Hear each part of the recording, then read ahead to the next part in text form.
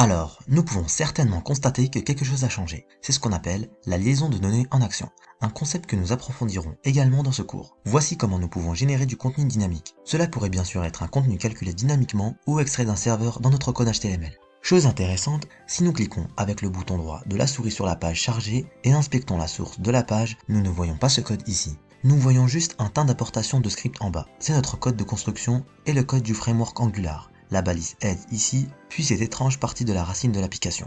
Maintenant, AppRoot est aussi quelque chose que nous voyons dans le fichier app.component.typescript. Il semble que cela ressemble à notre propre balise HTML que nous créons et c'est ce qui se passe ici.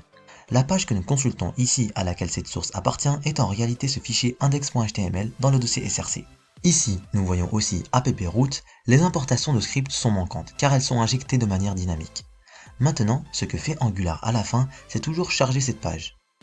Ensuite, nous avons ces importations de scripts injectées dynamiquement et ces importations remplaceront dynamiquement AppRoot par notre component. Et bien sûr, nous pouvons avoir plus d'un component dans les applications Angular. Encore une fois, ce sont toutes les choses dans lesquelles nous allons plonger dans ce cours. Maintenant, faisons quelque chose de plus sophistiqué. Changeons de titre dynamiquement. De retour dans le component de l'application, je vais supprimer le code entier et ajouter une entrée à la place. Une entrée HTML normale de type texte. En dessous de cela, je vais ajouter un paragraphe où je vais afficher par exemple un nom. Maintenant, le nom n'est pas quelque chose que nous avons défini. Nous le ferons dans un instant. Allons à l'app.component.typescript et changeons le titre en name. On va mettre Toto et si je garde cela en mémoire et que je reviens en arrière, on voit l'entrée et le name. Maintenant, je veux pouvoir entrer quelque chose dans l'entrée et changer automatiquement le nom. Nous pouvons le faire avec un outil fourni par Angular, une directive appelée ngModel. Vous apprendrez la syntaxe exacte tout au long du cours. Pour l'instant, ajoutons simplement ngModel écrit comme ça. Assurez-vous que la syntaxe est correcte. Il n'y a pas de tiret entre les deux ou quoi que ce soit du genre. Donc ngModel entre crochets et parenthèse sur l'entrée égale à name. Donc au même nom que vous produisez ici. C'est ce qu'on appelle une directive. Et ce qu'elle fait, c'est qu'elle dit à Angular d'écouter tout ce que vous entrez ici et de le stocker dans une propriété de name. Mais aussi, d'autre part, afficher la valeur du nom dans cette entrée. C'est ce que nous faisons ici. Maintenant, si nous sauvegardons ceci, nous ne verrons rien sur la page et si nous ouvrons les outils de développement, vous pouvez simplement le faire depuis le menu ou avec le raccourci. Vous y accédez sous Affichage, Développeur, Outils de développement dans Chrome. Et je vous recommande vivement d'utiliser Chrome pour ce cours car il dispose des meilleurs outils de développement. Nous voyons donc ici une erreur dans la partie console.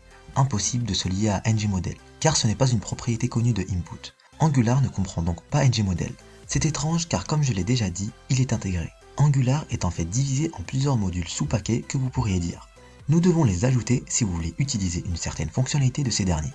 Dans ce cours, vous découvrirez les différents packages et les fonctionnalités qu'ils contiennent. Pour ajouter une telle fonctionnalité, nous allons dans un autre fichier que nous n'avons pas encore examiné, le fichier app.module.typescript.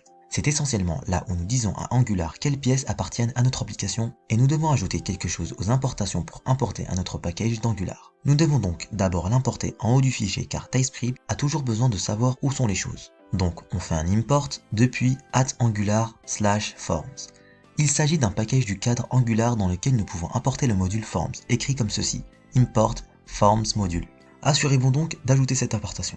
Il ne s'agit pas d'une fonctionnalité Angular mais une fonctionnalité TypeScript. Comme je l'ai déjà dit, TypeScript a besoin de savoir où sont les choses. Mais maintenant, avec les importations, nous pouvons l'ajouter à ce tableau des importations, ce qui n'est pas lié aux importations là-haut. Il s'agit simplement d'une fonctionnalité comprise par Angular, puisqu'elle fait partie d'un module Angular. Et maintenant, cela indique à Angular que nous souhaitons importer certaines fonctionnalités de formulaire. Et cette directive que nous utilisons ngModel est une telle fonctionnalité de formulaire. Alors maintenant, si nous sauvegardons cela, notre application sera reconstruite et une fois que ce sera fait, nous pourrons revenir en arrière et voir notre entrée avec Toto à l'intérieur. Et si je commence à y taper, vous verrez que le texte en dessous est mis à jour automatiquement. Ceci est la fonctionnalité faite par ngModel.